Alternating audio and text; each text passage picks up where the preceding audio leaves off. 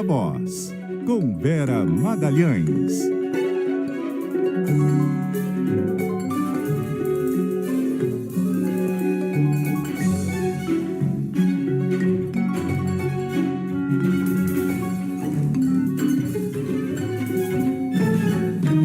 Vera Magalhães, muito boa noite, tudo bem? Oi, Débora, boa noite para você, boa noite para Carol, para todo mundo que nos ouve e nos assiste. Oi, Vera, boa noite. Estamos então com um resumo da semana e o principal fato foi a aprovação do projeto de isenção do imposto de renda para quem ganha até R$5.000. Ufa, passou pela Câmara, como é que ficou a proposta e qual a expectativa para quando o texto chegar no Senado, Vera?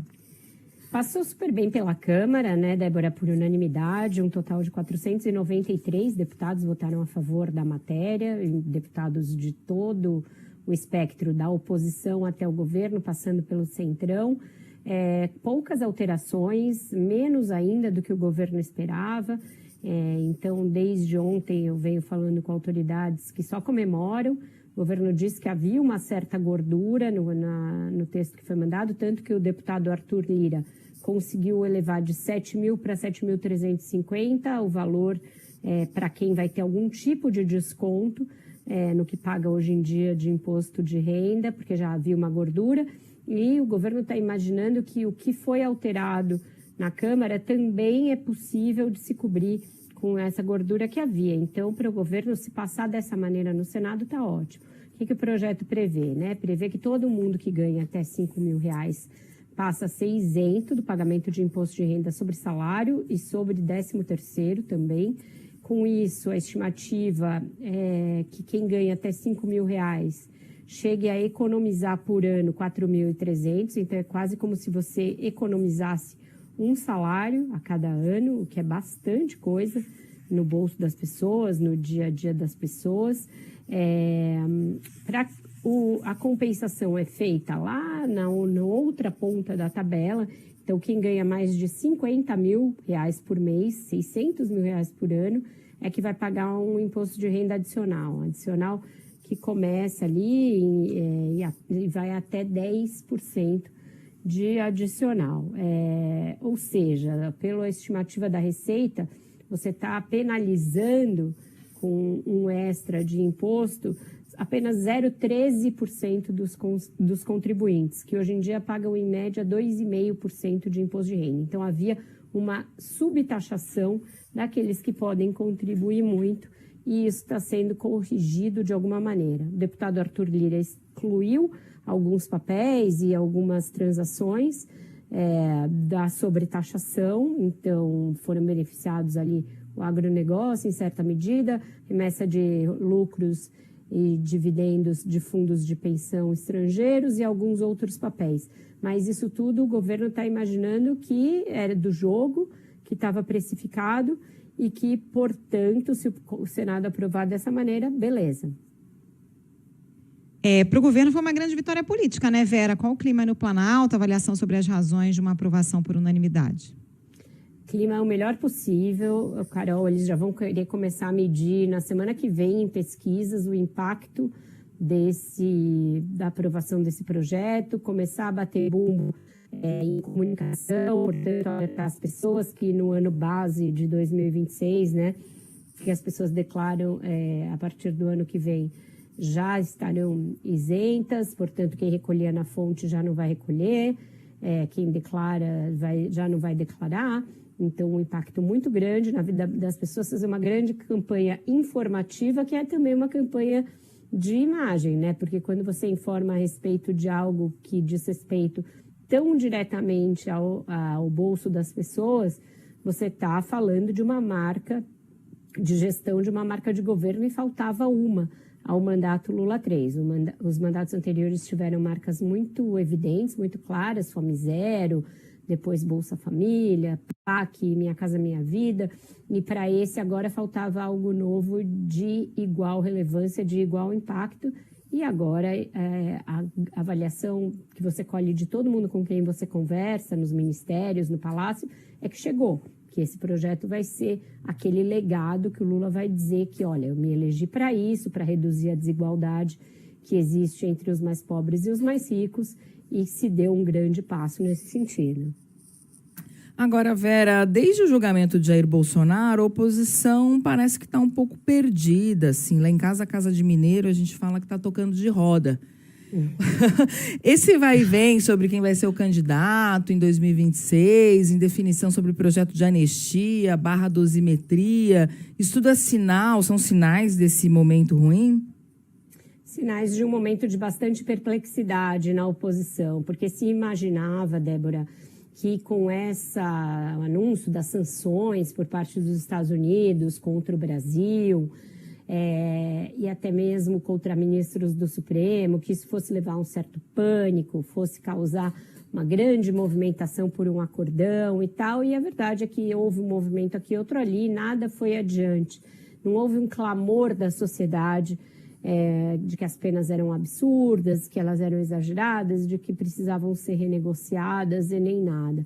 Então, isso ficou restrito àquela camada mais ali identificada com o bolsonarismo, que é uma franja pequena da população. Existe um grande contingente de pessoas que votam do centro à direita, mas aquele bolsonarista raiz que dá a vida pelo Bolsonaro é algo em torno ali de 20%, 30% do eleitorado, que é também quem apoia esse tipo de medida de anistia ou de uma nova dosimetria para as penas. Então, não causou uma super empolgação na sociedade.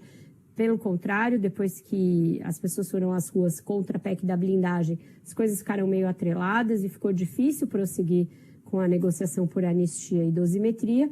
A semana começou com o governador Tarcísio de Freitas deixando de ir à posse do ministro Edson Fachin no Supremo para visitar o Bolsonaro e sair de lá dizendo que não era candidato, e termina com, de novo, outros boatos nesse sentido, de aliados do ex-presidente dizendo que não, que ele vai sim aceitar apoiar o Tarcísio, que a Michelle pode ser a vice. Isso é decorrência do quê, né? Esse vai e vem de versões. É porque tem uma parcela do centrão e da direita que está muito ansiosa por definir de uma vez quem vai ser o candidato para que possa começar uma campanha, ainda mais porque o governo vem numa recuperação de imagem. Então, eles acham que a direita está saindo atrasada, que o Bolsonaro não pode ficar até o fim dos dias impedindo que haja um candidato e, portanto, impedindo que a campanha comece. Então, fica esse monte de boato desencontrado. Agora, tem uma matéria da Folha de São Paulo, aliados dizem que Bolsonaro sim aceita Tarcísio, mas daqui a pouco vai vir algum filho do Bolsonaro, ou Flávio ou Eduardo, dizer não, Bolsonaro não aceita o Tarcísio, ele não indicou o Tarcísio. E com isso fica o governador do principal estado meio assim no estique e puxa entre duas alas, o que acabou sendo muito prejudicial para a imagem do próprio Tarcísio nesse mesmo período.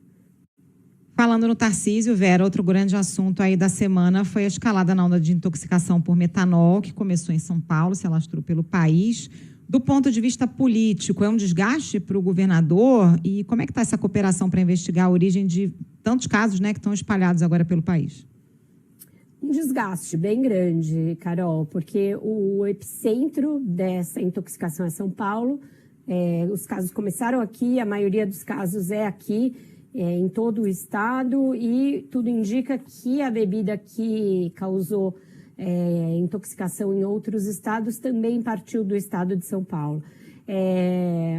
Foram anunciadas muitas medidas no plano estadual, nos outros estados, por parte das vigilâncias sanitárias de municípios, e das autoridades de saúde também nacionais, mas falta uma cooperação mais clara e falta também uma concordância a respeito da linha a ser investigada. O governador começou a semana e continua batendo na tecla de que não dá para fazer uma associação entre o aumento desses casos. Sempre houve casos esporádicos e ondas de contaminação de bebidas por metanol, mas nessa proporção e com muitos casos numa sequência temporal assim tão próxima, é a primeira vez.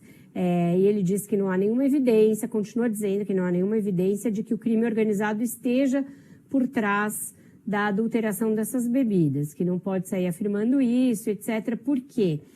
A avaliação de aliados do governador é que esse tipo de notícia, dizendo que é uma ação do crime organizado, causa pânico, causa perplexidade, pode causar muitos prejuízos ao comércio, etc., e que eles acham que não é o caso de provocar essa onda de medo nesse momento, quando não há evidências sólidas de uma presença do crime organizado nesses acontecimentos, na ocorrência maior desses acontecimentos. A Polícia Federal parece ir numa linha um pouco diferente, porque nos primeiros dias a linha que aparecia ali nas conversas com os representantes da PF era que sim, teria alguma ligação com o PCC. Então tem uma certa divergência nesse aspecto e uma também disputa por narrativa de quem está tomando a frente das investigações, de quem está tomando a frente também dos cuidados na parte de saúde. O ministro da Saúde, Alexandre Padilha, muito presente, falando sobre o caso todos os dias. No Palácio tem uma percepção, ainda não medida em pesquisas, mas que será medida em pesquisas, isso é informação que me deram, de que tem um desgaste para o governador a partir desse caso e eles vão medir de quanto é esse desgaste. Por que o Palácio mede o desgaste do governador de São Paulo? Pelo óbvio. Eles, apesar do vai e vem, ainda enxergam o Tarcísio de Freitas como o candidato mais provável para enfrentar o presidente Lula no ano que vem e seguem monitorando de perto todos os seus passos. Vera, no cenário internacional, tivemos aí hoje novos desdobramentos a partir do acordo proposto por Donald Trump para o fim do conflito entre Israel, enfim, o que está acontecendo na faixa de Gaza, né? Da faixa de Gaza, Israel e Hamas. É o mais perto que a gente já chegou do fim dessa guerra? Parece ser, Débora. A gente não sabe se vai fechar ali todos os pontos, são muitos pontos do acordo que ele propôs. E se os termos desse acordo vão ser seguidos tanto pelo governo de Israel quanto pelo Hamas. Mas a novidade, né, dessa sexta-feira é que o grupo terrorista afirmou que vai concordar com a libertação de todos os reféns israelenses e que vai abrir mão de governar a faixa de Gaza, como está no acordo proposto, no plano proposto pelo Donald Trump. São dois dos termos do acordo que ele propôs. Mas aí tem algumas questões que ainda podem ser discutidas, que ainda podem ser debatidas sobre como fazer isso tudo. Diz que está pronto para começar a negociar, afirmou que aceita mediações, que aceita discutir os detalhes, etc. Já se tentou cessar fogo e outros acordos em vários momentos desse conflito que está para completar 3 anos na semana que vem. Mas até agora não tinha havido, por parte do Hamas, uma concordância tão explícita com essa coisa da libertação dos reféns. E todo mundo, quando fala em libertação dos reféns, fala vivos ou mortos, porque não se tem certeza de que todos estejam vivos até aqui. Mas uma exigência de Israel é que os corpos sejam devolvidos para que as famílias possam velar, sepultar os seus entes. Então, a gente parece estar diante de uma possibilidade de acordo. É um acordo bom? Tem muitos questionamentos, muitas dúvidas, especialistas debatem vários aspectos, tem algumas coisas bastante exóticas ali, como vai se dar a governança em Gaza, como vai se dar, por exemplo, o papel do ex-primeiro-ministro britânico Tony Blair nessa questão, o papel do próprio Donald Trump, que passa a ser muito grande no day after ali, mas se for aceito, pelo menos é uma chance da gente ver cessarem todas as violações, inúmeras violações, chocantes violações a direitos humanos que estão sendo perpetradas em Gaza, no território palestino.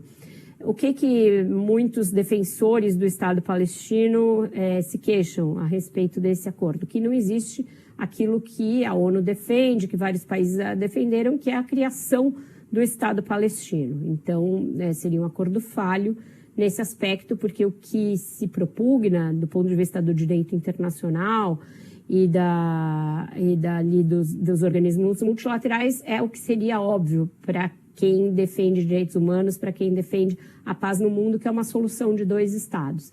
não é esse ponto que o acordo prioriza, não é isso que ele traz, mas seria pelo menos a chance de entrar no território palestino com ajuda humanitária, com socorro, com comida, com tudo aquilo que está faltando. Então, diante de um copo muito vazio, é um pouquinho de água. Eu não diria que nem chega a ser meio cheio, mas pelo menos é um pouquinho de água num copo que estava totalmente vazio. Obrigada, Vera. Bom fim de semana para você. Até segunda. Para vocês também. Até segunda-feira. Um ótimo fim de semana para vocês e para os ouvintes. Beijo, Vera. Até mais.